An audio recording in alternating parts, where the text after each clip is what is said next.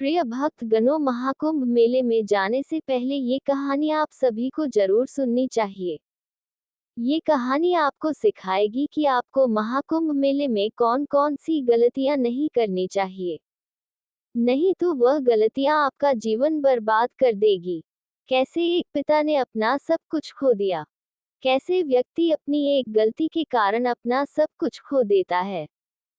प्रिय दोस्तों, कहानी को शुरू करने से पहले आप सभी इन वीडियो को लाइक कर दीजिए और कमेंट में ओम नमः शिवाय लिख दीजिए। प्यारे भक्त जनों, महाकुंभ मेला भारत का एक महान धार्मिक और सांस्कृतिक उत्सव है, जो हर वर्ष 12 वर्षों में 4 स्थानों हरिद्वार, प्रयागराज, उज्जैन और नासिक में आयोजित किया जाता है।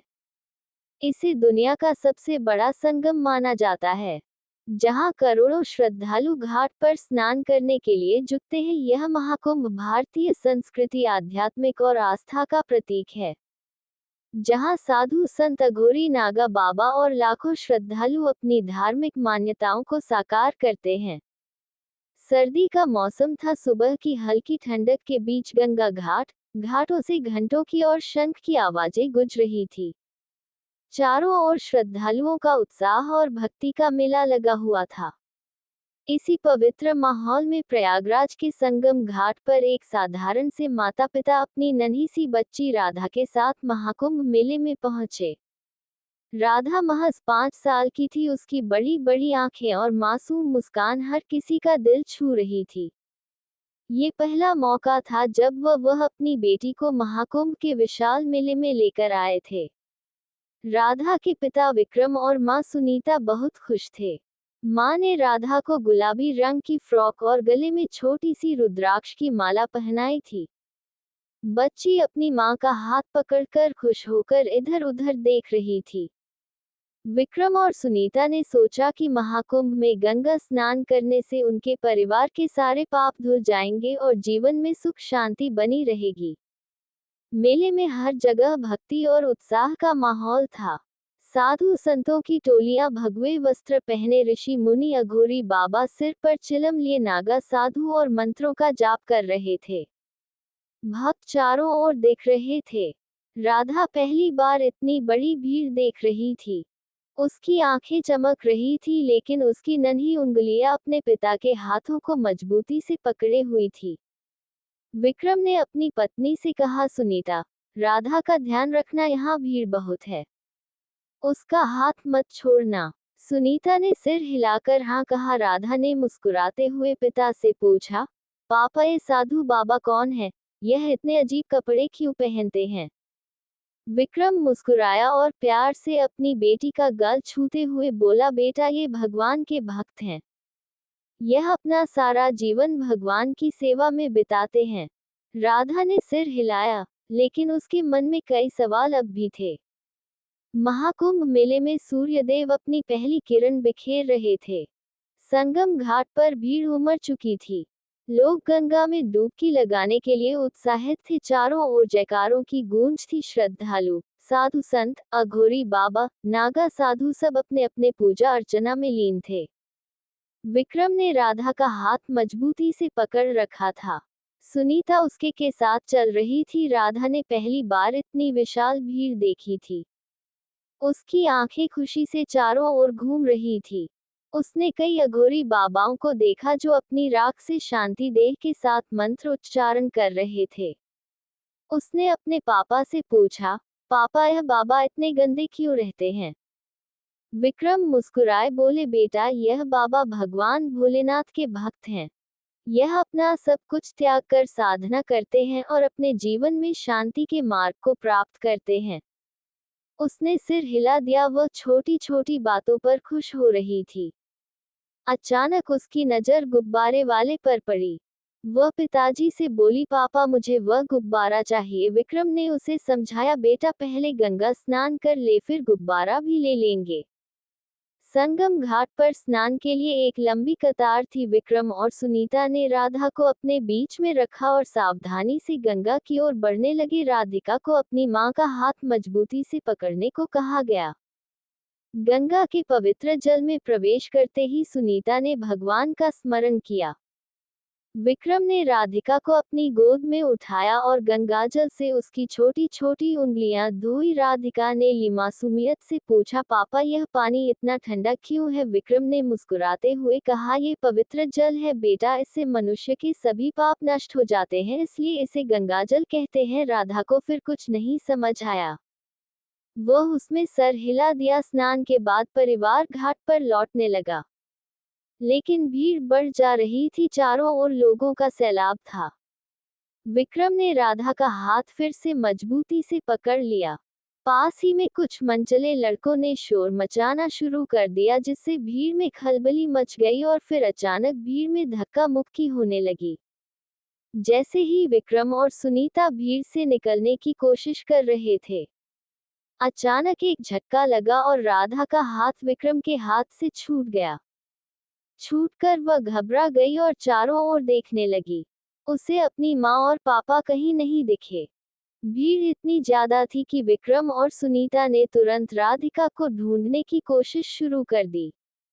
विक्रम ने चिल्लाकर कहा, राधा, राधा कहाँ हो बेटा? सुनीता की आंखों से आंसू बहने लगे। वह बेहाल होकर भीड़ में इधर उधर देखने लगी। राधा जोर जोर से रोने लगी।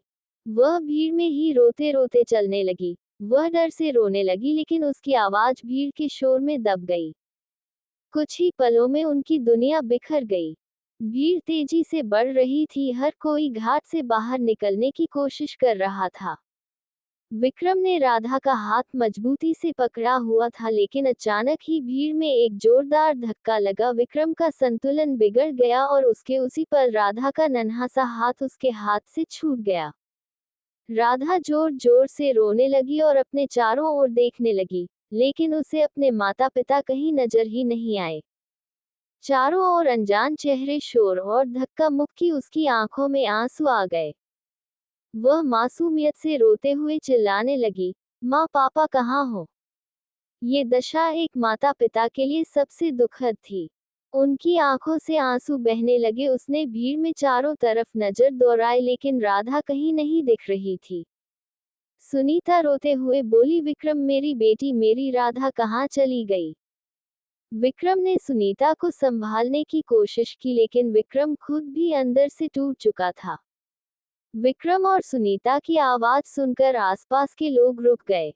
धीरे धीरे भीड़ में खलबली मच गई। कई लोग उनकी मदद करने आगे आए। किसी ने पूछा, आपकी बेटी कैसी दिखती है? उसने कहा, क्या पहना है? विक्रम ने कांपती आवाज में कहा, वह 5 साल की है। उसने गुलाबी फ्रॉक पहनी है और गले में रुद्राक्ष की माला है। उसका नाम राधा है। कुछ लोगों ने राधिका को ढूंढने की कोशिश की और भीड़ में इधर उधर जाने लगे, लेकिन भीड़ इतनी ही ज्यादा थी कि राधा का पता लगाना बहुत ही मुश्किल हो रहा था। राधा भीड़ से बाहर निकलने की कोशिश कर रही थी। वह बार बार रोकर अपनी माँ और पापा को पुकार रही थी। उस छोटी सी बच्ची को समझ नहीं आ रहा था कि वह कहाँ जाए। अचानक एक साधु बाबा ने उसे देखा। उन साधु बाबा का चेहरा बहुत ज्यादा चमक रहा था और उनके चेहरे पर एक हल्की सी मुस्कान थी। वह बाबा राधा के पास गए और प्यार से बोले, बेटी तुम क्यों रो रही हो? तुम्हारे माँ पिता कहाँ हैं? राधी ने रोते हुए कहा, मुझे पापा चाहिए, माँ चाहिए। साधु बाबा ने उसे अपने पास बिठाया और शांत कराया। बाबा ने उसे बच्ची को एक गुब्बारा भी दिया, जिस गुब्बारे के लिए उस बच्ची ने पहले कहा था। गुब्बारे को देखकर बच्ची कुछ समय के लिए शांत हो गई। संगम घाट पर राधा के गायब होने की खबर तेजी से फैल गई। विक्रम और सुनीता हर तरफ उसे ढूंढ रहे थे। सुनीता की आंखों से लगातार आंसू बह रहे थे। वह रोते हुए चिल्ला रही थी, राधा मेरी बच्ची कहाँ हो? विक्रम की हालत भी खराब थी। उसके मन में भी भय और बेचैनी थी। भीड़ में किसी ने कहा, भाई साहब आप मेले में घोषणा कार्यक्रम में जाकर बच्ची की गुमशुदा की घोषणा कीजिए। वहां से ऐलान करवाए। विक्रम और सुनीता घोषणा कार्यक्रम की ओर दौड़ पड़े। घोषणा कार्यक्रम में पहले से ही कई लोग अपने के खोने की शिकायत कर रहे थे। विक्रम ने वहां पहुंचकर कहते हुए अपनी बात कही, मेरी 5 साल की बेटी राधा गुम हो गई है। उसने गुलाबी फ्रॉक पहनी है और गले में रुद्राक्ष की माला है। कृपया उसकी घोषणा करवाएं। कार्यक्रम कार्यालय के कर्मचारी ने विक्रम की बातें ध्यान से सुनी और माइक पर घोषणा की, सावधान सावधान, 5 साल की बच्ची जिसका नाम राधा है, गुलाबी फ्रॉक पहने हुए हैं और गले में रुद्राक्ष की माला है, गुम हो गई है। जिसने भी इस बच्ची को देखा हो कृपया उसे घोषणा कार्यक्रम पर लाए। घोषणा सुनते ही सुनीता की उम्मीदें जागी, लेकिन अगले ही पल जब किसी ने राधा को लेकर आने की खबर नहीं दी तो वह जोर जोर से रोने लगी। सुनीता ने भगवान की मूर्ति की ओर देखा और बिलखते हुए कहा, हे गंगा माँ, हे प्रभु, मेरी बच्ची को बचा लो। अगर मेरी राधा को कुछ हो गया तो मैं आपको कभी भी नहीं पूछूंगी, आपको कभी याद भी नहीं करूंगी। विक्रम ने सुनीता को सांत्वना देने की कोशिश की, लेकिन उनकी खुद की आवाज टूट रही थी। उधर राधा साधु बाबा के पास बैठी थी। बाबा ने उसे प्रसाद दिया और उसकी भूख मिटाई। उन्होंने उसे शांत करते हुए कहा, डरो मत बेटी, मैं तुम्हारे माता पिता तक पहुंचा दूंगा। उसी समय बाबा को घोषणा कार्यक्रम से आवाज सुनाई दी और बाबा ने इस क्षण एक यात्री से घोषणा कार्यक्रम का पता पूछा और राधा को अपने साथ लेकर वहां जाने लगे। घोषणा कार्यक्रम में विक्रम और सुनीता के दिल की धड़कनें बहुत तेज हो रही थी। हर बार जब माइक से राधा का नाम पुकारा जाता, उनकी उम्मीदें थोड़ी सी जागती, लेकिन जैसे ही कोई खबर न आती वह फिर से टूट जा ते सुनीता की आंखें रो रो कर सूज चुकी थी। वह बार बार भगवान को पुकार रही थी, हे गंगा माँ, मेरी बच्ची को मुझे वापस मिलवा दो। विक्रम ने सुनीता को संभालने की कोशिश की, लेकिन उनके अपने आंसू भी नहीं थमने का नाम ले रहे थे। चारों ओर से भीड़ का शोर, लोगों की हड़बड़ी और निरंतर घोषणाओं की आवाजें उनके दिल में घबराहट और बेचैनी बढ़ा रही थी। राधा, जो अब भी घबराई हुई थी, साधु बाबा के साथ चल रही थी। बाबा ने उसे प्यार से कहा, डरो मत बेटी, भगवान ने मुझे भेजा है, मैं तुम्हें तुम्हारे माँ पिता के पास ले चल जाऊंगा। राधा ने अपने छोटे छोटे हाथों से बाबा का हाथ कसकर पकड़ लिया। घोषणा कार्यालय में विक्रम ने कर्मचारियों से कहा, कृपया एक बार और मेरी बेटी के बारे में घोषणा करें। शायद कोई उसे लेकर आ रहा हो। माइक से फिर से आवाज गूंजी।